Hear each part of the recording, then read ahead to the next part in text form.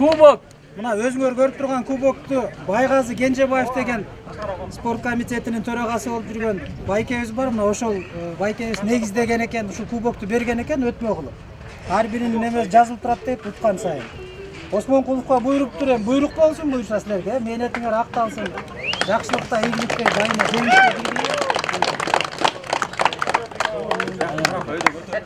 2019-2020 жылдардан айыл аймактар арасындагы көк бөрү жана футбол боюнча биринчилиги болуп өттү.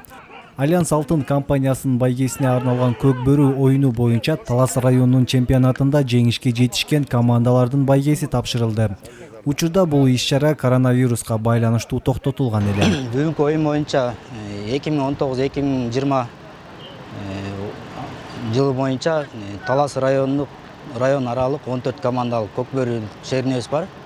Ошол шеринебиздин жыйынты болуп атат бүгүн.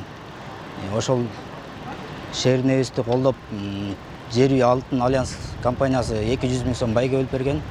Ошо байгелерди бүгүн тапшырып коелу деп ошол негизинде ынтымак футболду уюштурганбыз. Жалпы 14 команда катышкан. Биринчи орунду Осмонкулов айыл өкмөтү, экинчи орунду Жергетал айыл аймагы, үчүнчү орунду Калба айыл өкмөтү ээледи. Урматтуу көк бөрүчүлөр, ушул Талас районунун ичиндеги көк бөрү боюнча айыл өкмөттөр аралык жыйынтыктын негизинде эки мыкты улакчыга атайын сыйлык берүүнү Талас районунун көк бөрү федерациясы чечти.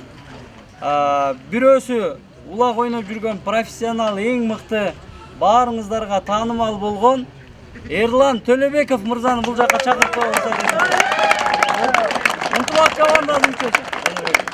Быйыл учурдан пайдаланып чоң ыраазычылык билдирип кетким келет. Бакубат Талас фондунун башкы мүдүрү Анарбаев Умар акебизге өтө чоң ыраазычылык билдиргибиз келип атат. Анткени быйылкы 2020 жылдын башталышында Талас облусунун көк бөрү федерациясына 1 миллион сом акча бөлүп беришти.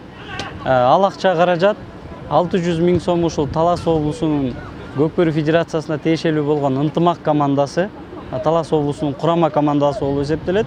Андан тышкары 400 000 сому ушул Талас районунун ичиндеги көк бөрү оюндарына бөлүндү.